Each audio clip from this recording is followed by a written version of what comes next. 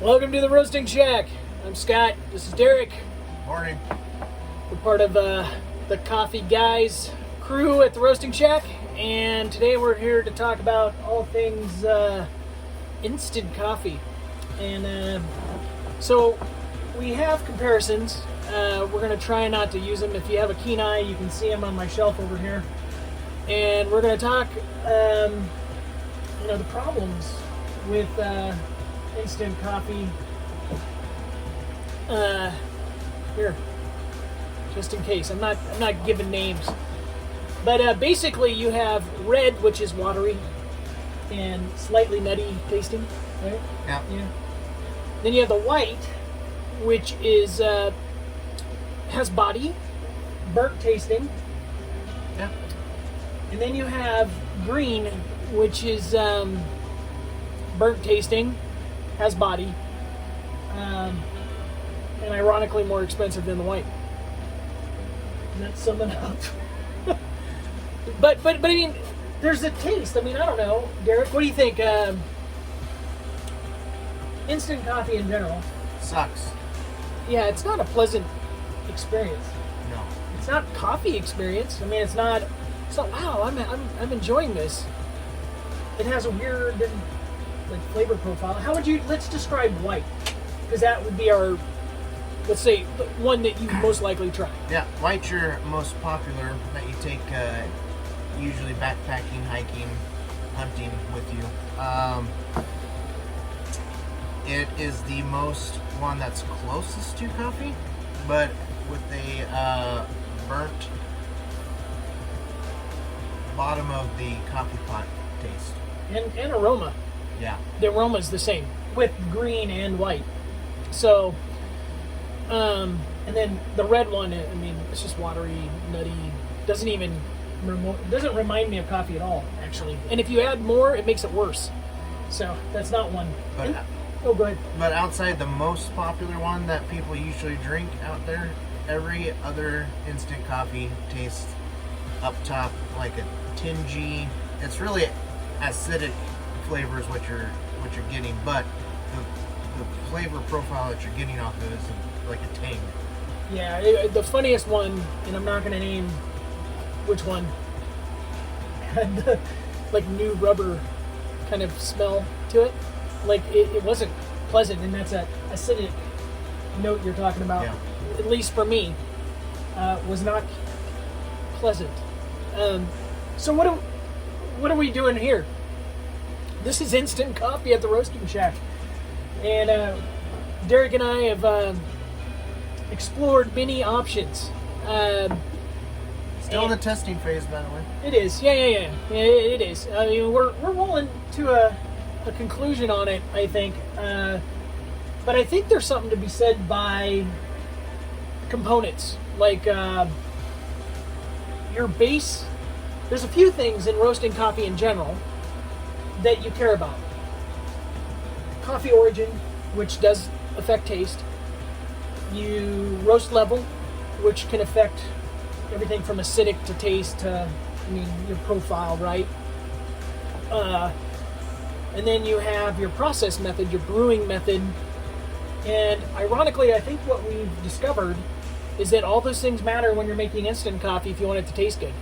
And not a single one of our competitors has single origin anything. Nope, you're going to see a Colombian mix, and you're going to see like Ethiopian There's mix. an Ethiopian mix. Seem to be the two most popular. And there was an outlier. Well, there's a more expensive brand out there that What was it? really tastes like poop. It's a really bad. And I'm not going to name. What was it? It's a Honduras, I think. Yeah, and actually, our Honduran's really good. And you bounce it off this, and it just, you're right, it's Honduras. Really bad. That one I don't even. Yeah, when I say, they're charging a premium price, you get an instant coffee out of it. But talk about it doesn't resemble coffee. That was the one that had the most tang up front. We literally had to spit it out. It was bad. And you couldn't drink it cold, even though it said couldn't drink cold. No. And it was kind of the same way with the green one. If you put it in a cold cup, at least for me, it did not taste good cold. Now it was okay warm with the burned kind of. It still had that essence of coffee. So what we've done is we've been experimenting around. I think the Shack is going to go with a policy of you can special order any coffee that we have on hand to be made instant if you want to take it with you. That'll be an option that's a specialty option. And then we're going to carry, I think we're going to settle in on one that we're going to call kind of a flagship, good tasting coffee. And we got two here that we're trying. And with that said, too, your wait time's going to be a little bit longer with the instant coffee. Oh, yeah. There's a process to it, and we're meticulous. And to give you an idea, if we have no other work going, which is not frequent, it would take 3 to 4 days to do one order right now. And that would be if you specialize, you're like, I want this coffee. So, and which would be fine. And then you could kind of enjoy it, and have any coffee you want. And I want that selection to be, because that's what a specialty coffee business does, right? I mean, we're able to target something that no one else can. But we're also going to have a flagship, which no one else has either, and we're going to be, most likely, I'm thinking Guatemalan. Yeah. There's a chance we might go have a cold brew option with it, but we're still goofing around with that one. But right now, I think we'll have a flagship that we're going to push. And just in case anybody's wondering, even though this is going to be a sales pitch, if Scott had a bad bean, which he doesn't, but if he had a bad bean in the Shack, it's still going to be better than anything you have on the shelf. We're actually testing that. And I've been giving samples to friends, and they're all telling me, hands down, that it would be the one that they go to for hiking and camping and all that stuff. Well, it doesn't have a tinge. It's not nasty. And the way we've done it is so, and I'm not trying to poo-poo on competitors, right? But the top two contenders that we're talking about, the white and green, they say, hey, we have 8 packets. But here's the funny part. How many people have an 8 ounce to 10 ounce mug? Not many. And my camping mug is not this, but it's about this size. So figure the average bear is going to have at least 15 ounces to 20 ounce. Going through a lot of the sporting goods stores, 20 fluid ounces seems to be the trend for mugs these days, to include hiking mugs because the gear is so much lighter. So you're going to have to use 2 of those packets of the white or the green to equal 1 of our packets. And then right now we're goofing around, like we haven't settled on it, but our packet at 12 ounces is a bold cup. If you go up to 16 ounces, which you can do, that's like a more traditional cup of coffee.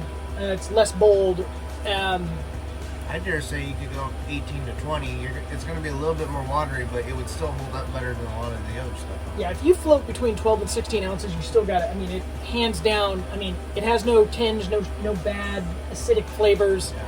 You're getting a coffee flavor. You may or may not prefer the coffee. I mean, like, because you're actually getting that coffee and producing. I mean, you're using quality beans to produce a quality product, and it's true.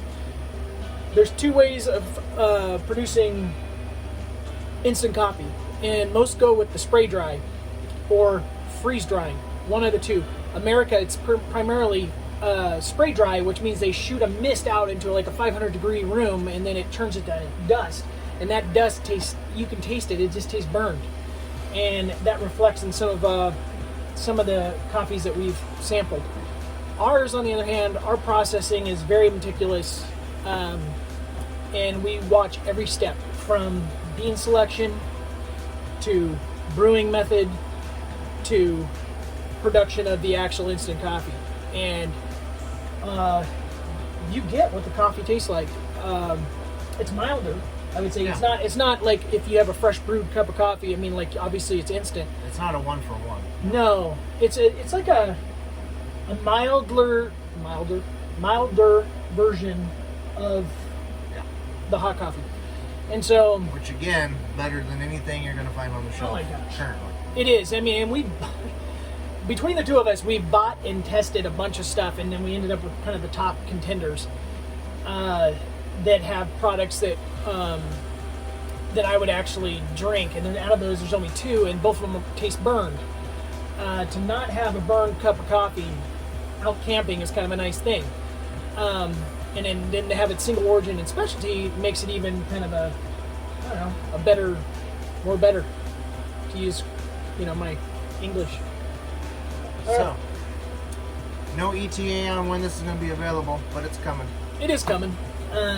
We're still going through a lot of kind of the research and development phase of it. I mean, we have products, but we're goofing around with ratios. We're goofing around with packaging, taste, and we're trying to settle in on a bean that we think the majority of people would like for our flagship, and then you can always specialty order any of the coffees, but there'll be a little more wait time on it. So like if you're, if you do a couple weeks out, and to be honest, it'd be a month out if you were specialty ordering something, just so it gets to you on time, including shipping. And like I said, that's what we do, specialty coffee. So, yeah, I'm just saying. Exciting things are happening. It is exciting, though. I mean, like, this right here, this is my Guatemalan Huehue Tenego Instant. And it's really good. And I like really bold coffee. So, for me, in this one, I did 12 ounces. And it's spectacular. I like the boldness of flavor. But, if I wanted to not have a heavier bodied coffee, right, I could just add 4 ounces of water, and then it makes it not watery, but I would say like a medium to low body. Mm-hmm. And then you still get all the taste and stuff, and then as it cools down, your taste buds can actually taste more, right? Because a lot of people are like, oh, I like hot coffee. Problem with that is your taste buds shut off with really hot water, and scientifically.